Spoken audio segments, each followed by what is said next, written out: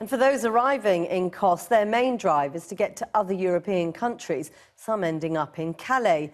Jamal Osman, who himself came to the UK as a refugee and was granted asylum, has spent time in the so-called jungle in Calais with migrants trying to get to England, witnessing a typical day in their lives, from how they cook, how they keep in touch with their families, to discussing their perceptions of the welcome they might get in the UK. This report shows the enormous risks taken to come here. This community in Calais is waking up. It's nearly midday.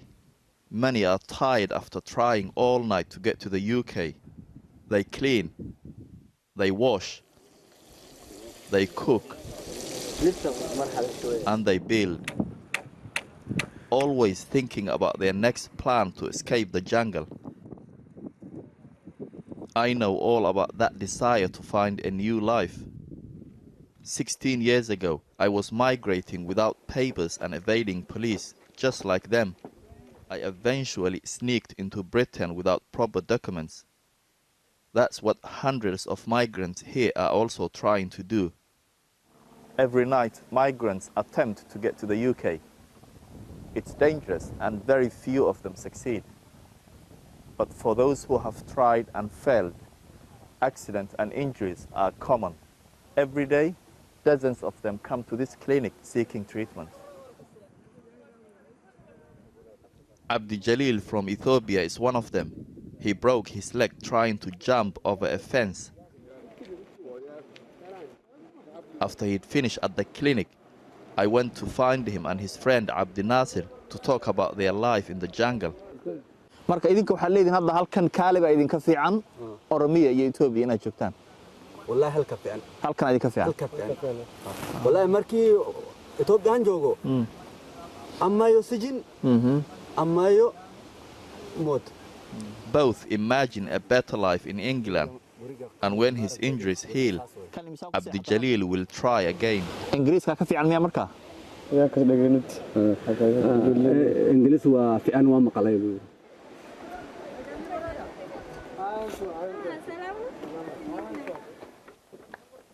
I find it fascinating how much information these guys have about Britain.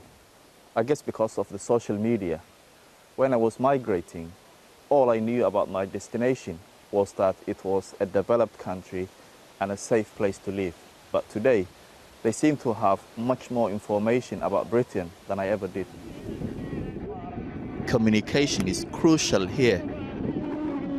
Every afternoon, a local man lends his speaker, a wireless router and generator so that migrants can listen to music, charge their phones and chat with family and friends on the internet.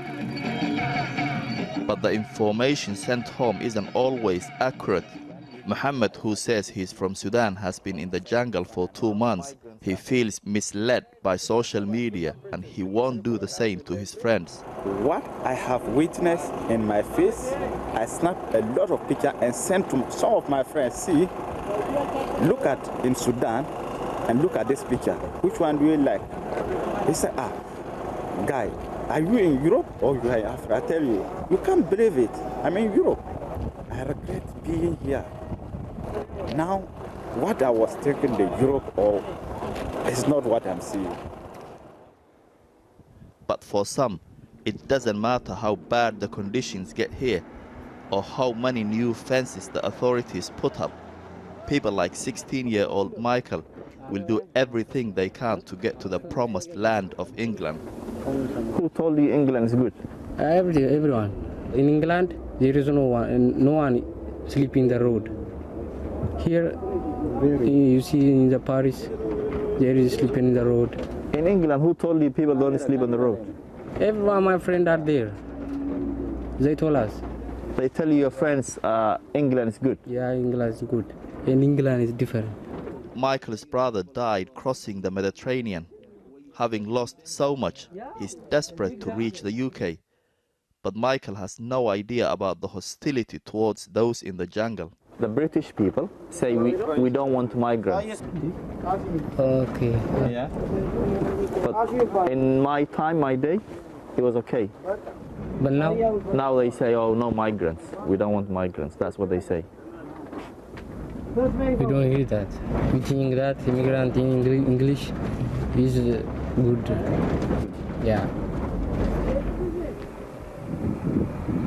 Afternoon turns to evening. Some play games as they wait for darkness to fall. Football, a sport that represents globalization better than any other, being played in a shantytown by migrants desperate to get to a country that doesn't want them. I am approached by a young man who says he hasn't spoken to his mother for 7 months. He uses my phone to call her. He's had some bad news from the doctor, but the phone call only adds to his misery. Despite his poor health, his family criticize him for not sending money to them. For many migrants, their families spent all they had to help them find a better life elsewhere, and as soon as they set foot in Europe, they are expected to support families back home. Elsewhere in the camp, meals are prepared to fuel the long night ahead, and fires are burnt for warmth. Some leave early, heading for the port and train tunnels, or to sneak onto a passing lorry, all hoping to get past the police, blocking their path to England. And for those who are injured, too tired, or who have just given up trying to reach the UK, there's always the jungle's very own club and shisha bar to pass the time before a new day begins in the jungle.